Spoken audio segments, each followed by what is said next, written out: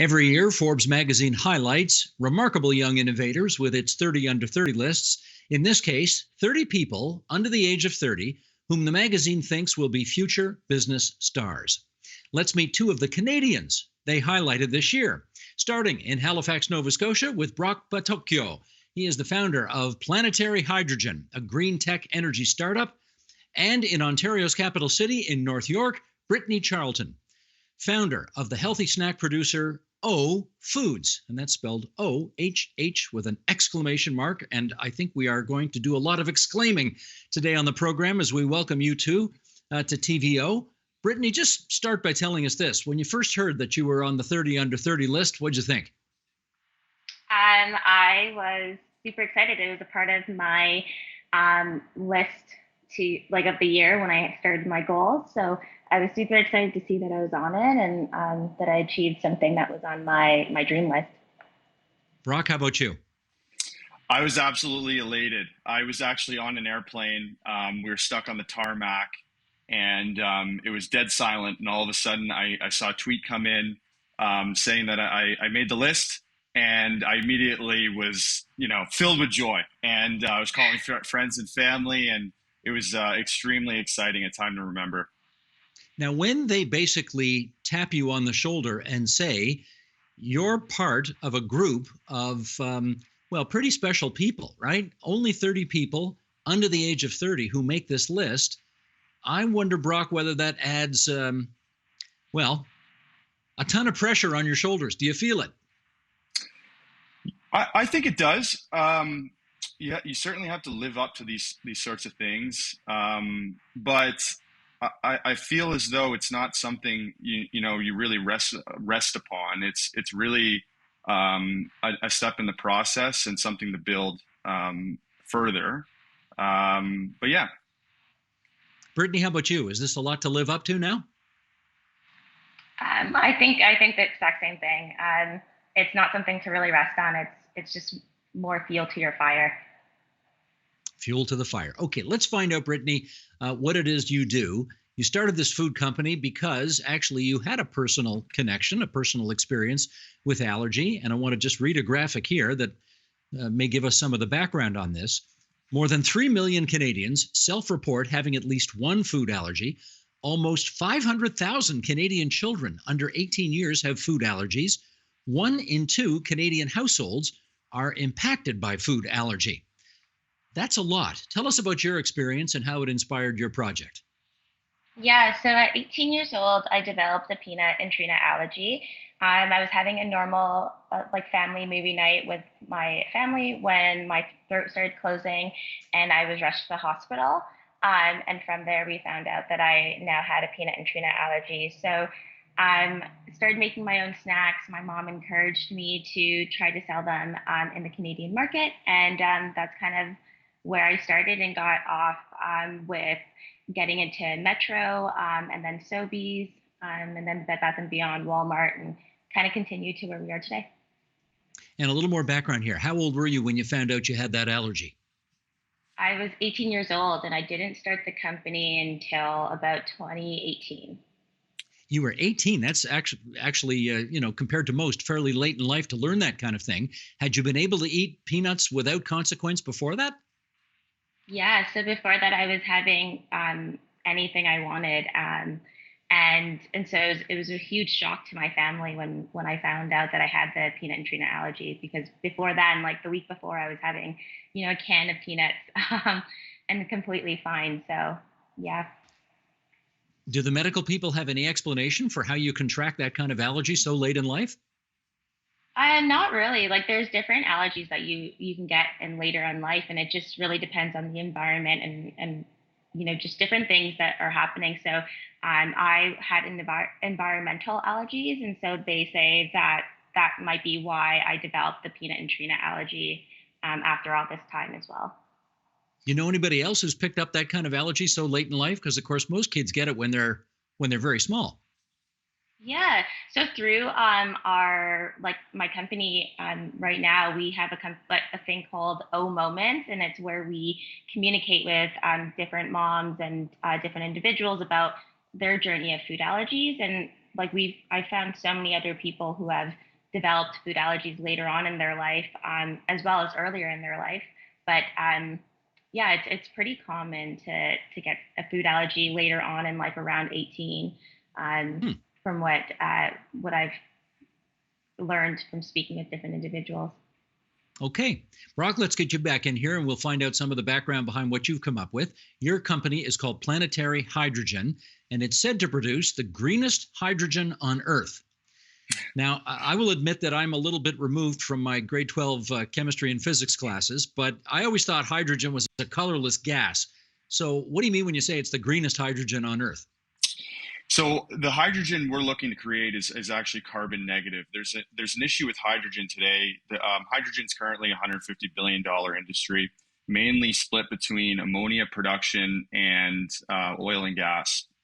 And it's actually created by splitting methane or natural gas.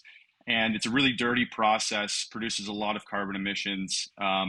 So our take on this is we combine carbon dioxide removal with the production of hydrogen, clean hydrogen, or carbon neutral hydrogen. So we're in the process of actually changing the name of our company right now to focus more on the carbon side. And that's because over the next century, we face a significant challenge. Humanity needs to remove billions of tons of CO2 from the atmosphere, and we don't have a lot of time to figure out how to do that. Luckily, the ocean is really good at doing that. So, and if we were to stop emitting today, the oceans would solve the climate challenge that we're facing. What we plan to do is to accelerate that process. And so we have a technology that produces something called alkalinity. And our process for removing CO2 from the air and storing it safely within ocean chemistry is called ocean alkalinity enhancement. Sounds complicated, it's really not. The oceans naturally add alkalinity to themselves through a natural process. What we do is manufacture a specific type of alkalinity that's safe for ocean addition and add it to ocean chemistry. And what's the idea behind doing this? And what's the purpose of it at the end of the day? So it will enhance the ocean's natural ability to capture and store CO2 within natural ocean chemistry. And as a byproduct of that, it's actually beneficial to marine ecosystems. And where'd you come up with the idea of doing this in the first place? So it's sort of a long story. I started off as a hockey player. I played competitive hockey for around 20 years. And then finally, when I was at Charlton University competing for them, I received my 12th concussion. So I had to step back and sort of reinvent my future and reinvent my life. And what always didn't sit well with me was the fact that I felt like we had this massive challenge in front of us and that there wasn't really anyone on the forefront going to try to solve it. So at the point of hanging the skates up and moving on to something new, I decided that there was friends. I had conversations with friends and people around me in high school, and they always said that climate change was a problem that either A, doesn't exist, or B, someone else or they will go solve the problem one day. And so my goal was to become the they. And so I went into sustainable and renewable energy engineering at Charlton, completed my degree, and I immediately wanted to jump to the forefront of finding a solution to this. And so that is what brought me to focusing on becoming an entrepreneur. And I signed up for a program at Charlton, met my co-founder now at Planetary Hydrogen, and the rest is history. We spent about 6 months surveying the entire clean tech, climate tech landscape, and it eventually came across Dr. Greg Rao. And he's the original inventor of sort of this process that we're trying to commercialize and bring to market.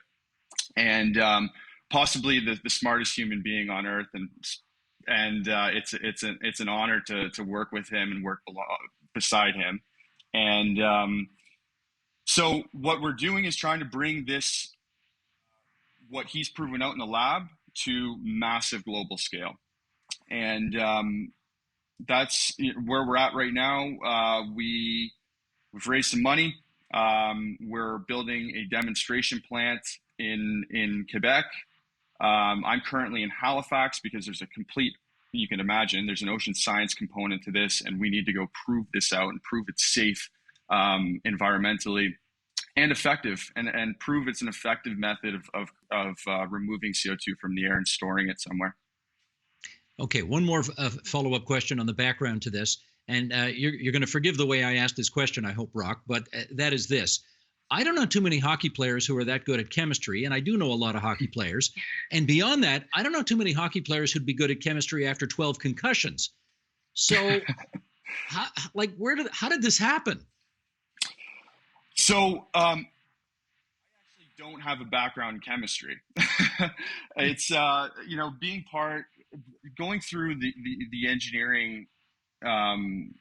Going through engineering really gives you a tool set and a toolkit to absorb things and learn quickly. And I think as soon as my degree is essentially in electrical engineering with a specialization in clean tech, so completely different from chemical engineering, but I was thrown into this world, and I'm sort of just drinking from the fire hose every day, trying to learn as much as I can, trying to learn from the engineers and smart people around me on my team, and picking up things as I go. And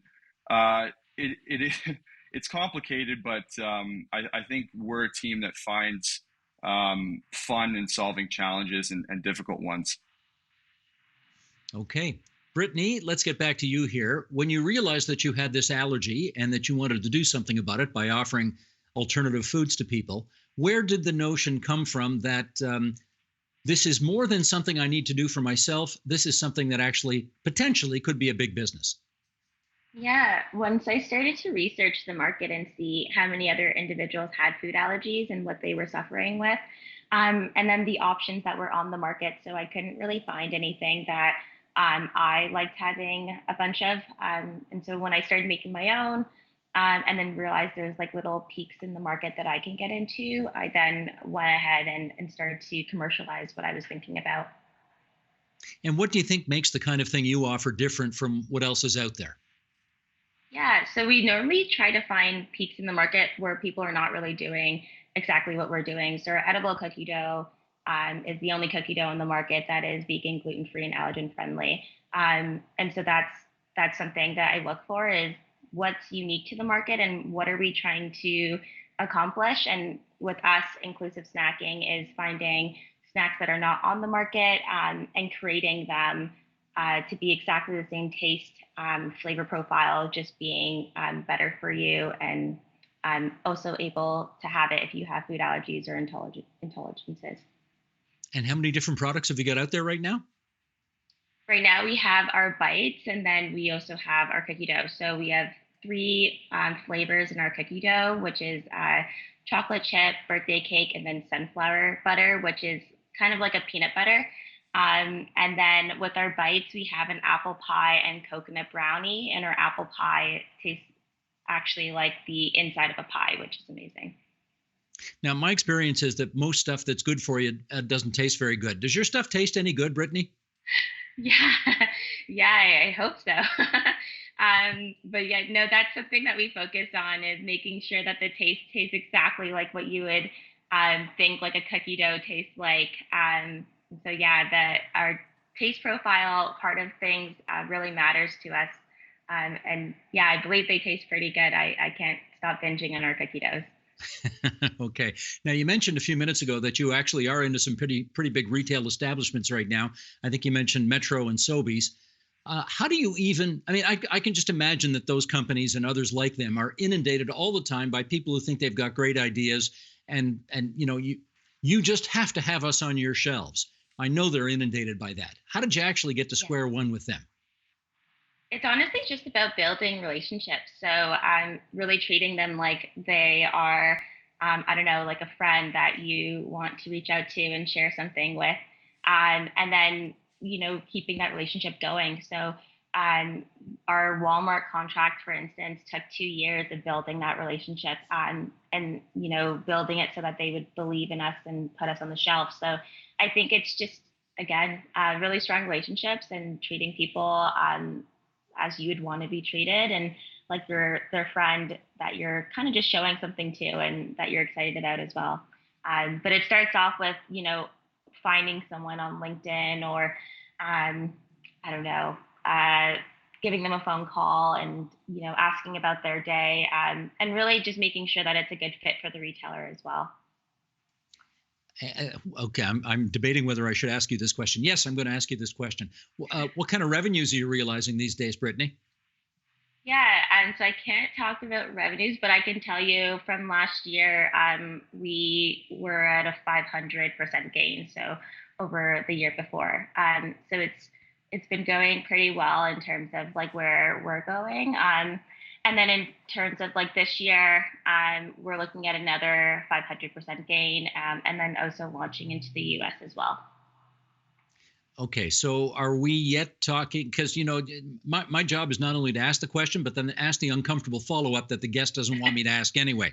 So, are we in the millions of dollars of sales yet? Getting there. Or I guess they're past, but it depends on what flavor line. But we have, I guess, different ways that we look at our revenue, and it's really not about the revenue. It's more about the impact that we're making with our line of products. Okay, let me ask both of you, and let me go to Mr. Battochio first on this one. It's one thing to try to establish a business or create a new idea and get it up to scale and moving in normal times. The past couple of years have not been normal times.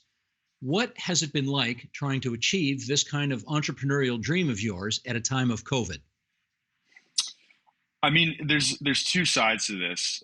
For us, COVID has been a challenge. It's been a challenge to get engineers in a room and get them to innovate together and work together and be creative and build a strong, cohesive team. That's been a challenge just because we're remote. We actually at one point built an electrochemistry lab in our chief scientist's house because the labs were closed. We couldn't get her in. So that's been challenging. On the flip side, I think being remote has given us an ability to be anywhere, right? We've had exposure to conferences and investors and all kinds of opportunities that we wouldn't have, or probably wouldn't have, if we have had to fly there and be there in person. So I think it sort of balances itself out for us, but there's positives and benefits to it all. Brittany, how about you? Trying to scale up at a time of COVID? Yeah, during COVID, I would say it was definitely difficult when it first started. But I think as it goes along, for us, scaling has become a lot easier. I would say just because we're in food and everyone needs to have a snack. So it's a little bit easier for us, but I'd say there's still challenges with getting on the shelf and if there's shelf space for us. And also, I think our biggest thing would be about supplies. Like, do we have the supplies that we need to produce? I know, like, for instance, one of our ingredients are completely out until, the middle of the year. So, like, having additional suppliers helps, but there's just different, challenges, like supply chain challenges that we have to deal with. Now, you're obviously well past the point where you're in your own kitchen making making these foods for other people. I presume you've got manufacturing facilities somewhere doing all this now. Where are you making it? Yeah, so we make them out in Oshawa, and then we have our team make them out there. But I'm completely out of my home kitchen making them. Gotcha. Okay, Brock, I want to just ask our director, Sheldon Osmond, to put a graphic up right now and give people a sense of the enormity of the issue that you are working on. Because as we have heard numerous times over the past few years, according to the Intergovernmental Panel on Climate Change report, we're going to reach 1.5 degrees Celsius of warming within the next 2 decades if we continue on our present course. Increase in dangerous and destructive weather events are happening. The world could warm by 4.4 degrees Celsius by the year 2100. Every region will feel the impacts of climate change. The costs of climate crisis are obviously going through the roof and far outweigh the costs of action. Limiting global warming to 1.5 degrees Celsius requires transformational change. There's all sorts of different things about if we do this, this will happen. If we don't do this, this will happen. I guess I want to know, what impact do you think you can have if this thing becomes as big as your dreams hope it will? Well, I think we're gonna play a part in this. The oceans can't be ignored as a solution to solving this problem. So, as I said earlier, we need to be able to reach those targets. We're past the point of we're just cutting out emissions and electrifying our world. We need to actually remove CO2 molecules from the air to be able to reach those targets. There's a range of ways to do that. Ours is one of them, but humanity, the world, needs all of them to succeed. So if we were to reach a global scale, we're looking at pulling, a billion tons of CO2 out of the air every year starting in 2035. That's our ultimate goal. But that's a drop in the bucket. We need to remove up to 6 billion tons by 2030 and 10 billion tons a year by 2050. We're talking mountains of CO2 out of the air that we're breathing right now. It's a scary problem, but I think it's an amazing opportunity as well. It's an amazing opportunity for the next generation to come in and really make an impact. I think this is a fascinating time to be alive. I think there's more simultaneous technological revolutions happening now than ever before. We have an unlimited amount of access to information, and everyone that's born now is born with an opportunity to actually go and save the world. So we need more entrepreneurs, we need more engineers, we need everyone contributing to solving this problem. And a quick follow-up, how will you define whether you've been successful at what you're trying to do? There's a lot of ways to answer the question, but I think actually making a material impact on how much CO2 is in our atmosphere and removing billions of tons of it. Gotcha. And Brittany, same question to you. How will you define success in your business? A couple of things. It starts with how many people have we been able to allow to have inclusive snacking, and how do we affect the way that people are able to enjoy snacking regardless of their food allergies. And then I guess personally is just for myself is like, am I happy and how am I feeling day to day? It's interesting because most business people you ask, I suspect, would say something like, I want to make this much money by such and such a date. I want to sell so many, units of this product by such and such a date. You didn't give that answer. How come? I think if you're making an impact, that will all kind of come behind it. I think as long as you're happy and you're moving along the line that you believe you're going to reach, that all comes. Like if you're really focused on revenue and hitting every target, for me personally, I find like that's when nothing moves. But when I'm focused in on like my well-being, how happy I am and the impact I'm making for people in the world, I find that the company does a lot better, and I do a lot better as well mentally. Gotcha. And in our last 20 seconds here, Brittany, just tell us why you call the company OHH exclamation point. Why is that in there?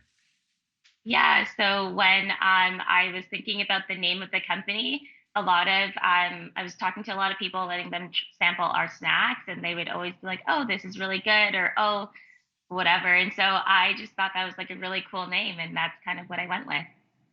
There you go. Makes perfect sense to me. I want to thank the two of you for joining us on TVO tonight. You're both quite inspiring with your great stories. We wish you all the luck in the world. Brittany Charlton, the founder and CEO of OhhFoods. Don't forget the exclamation point. and Brock Battochio, who is the co-founder of Planetary Hydrogen. Maybe a name change coming in the future, but we wish both of you great good fortune going forward. Thanks so much. Thanks for having us on. The Agenda with Steve Paikin is made possible through generous philanthropic contributions from viewers like you. Thank you for supporting TVO's journalism.